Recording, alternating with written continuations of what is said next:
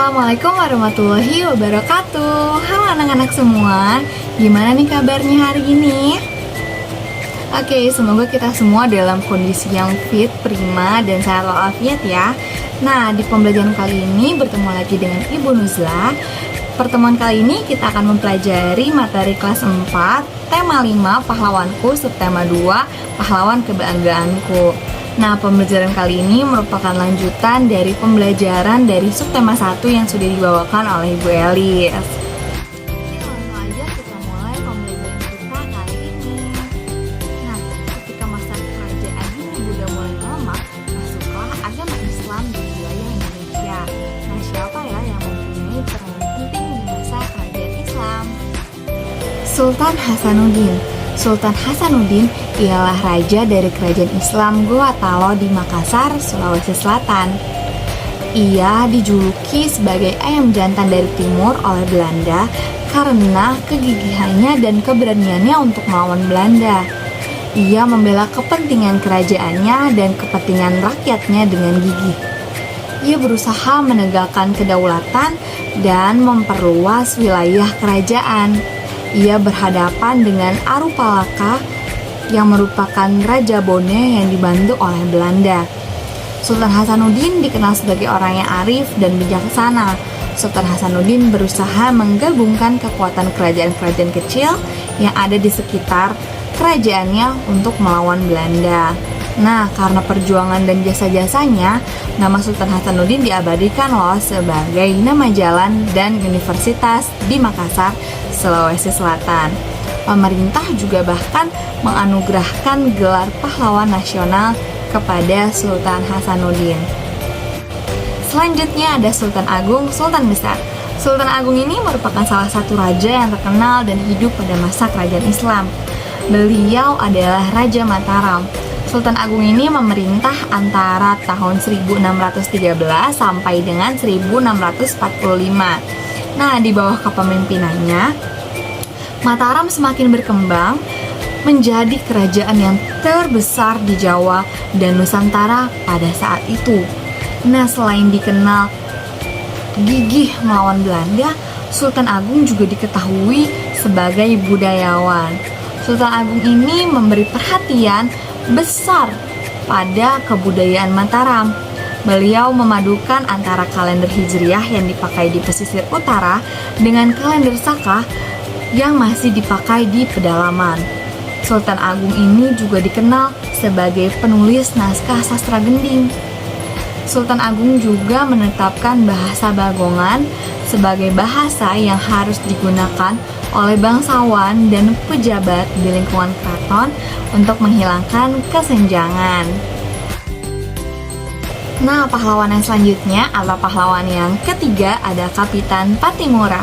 Kapitan Pattimura ini merupakan seorang pahlawan yang berasal dari Maluku.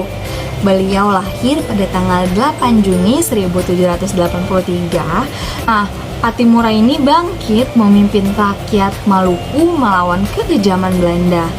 Pihak Belanda menguasai perdagangan rempah-rempah di seluruh kepulauan Maluku.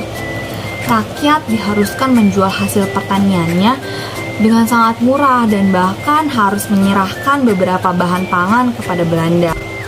Perlawanan Pattimura pun meluas ke Ambon, Seram, dan tempat-tempat lainnya.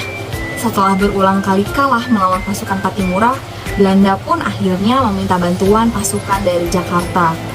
Dan begitu keadaan pun menjadi berbalik nih. Belanda makin kuat dan rakyat Maluku terdesak. Akhirnya Kapitan Pattimura tertangkap oleh Belanda dan pada tanggal 16 Desember 1817 Kapitan Pattimura menjalankan hukuman mati di tiang gantungan. Nah, selanjutnya pahlawan kita yang keempat ada Ki Hajar Dewantara. Nah, nama asli dari Ki Hajar Dewantara ini adalah Raden Mas Suwardi Suryaningrat.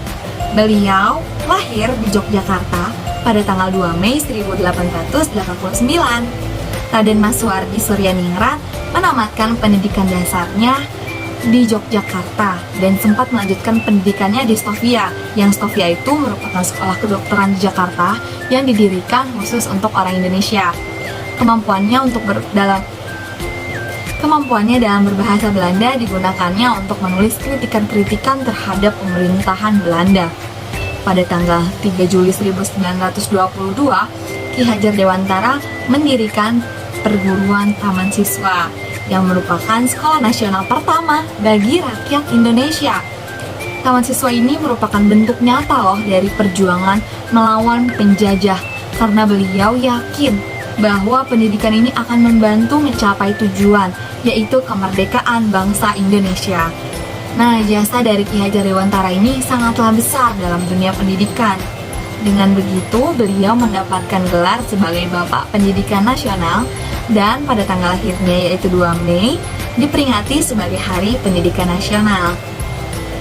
Ki Hajar Dewantara ini merupakan sosok pahlawan yang pantang menyerah dan tidak gentar dalam memperjuangkan kemajuan pendidikan di Indonesia. Kemudian pahlawan yang selanjutnya yaitu yang terakhir, yang kelima, ada Insinyur Soekarno. Nah, Insinyur Soekarno ini seperti yang kita ketahui, beliau juga merupakan Presiden Indonesia yang pertama loh. Insinyur Soekarno merupakan pahlawan nasional yang memproklamirkan kemerdekaan Indonesia bersama Bung Hatta. Insinyur Soekarno merupakan tokoh yang memproklamirkan kemerdekaan Indonesia pada tanggal 17 Agustus 1945. Beliau merupakan sosok yang lahir di Surabaya pada tanggal 6 Juli tahun 1901. Sekolah dasarnya diselesaikan di Mojokerto dan sekolah menengah pertamanya di Surabaya. Setelah beliau tamat sekolah menengah pertama di Surabaya, beliau pun melanjutkan pendidikannya di Institut Teknologi Bandung atau yang biasa kita singkat ITB.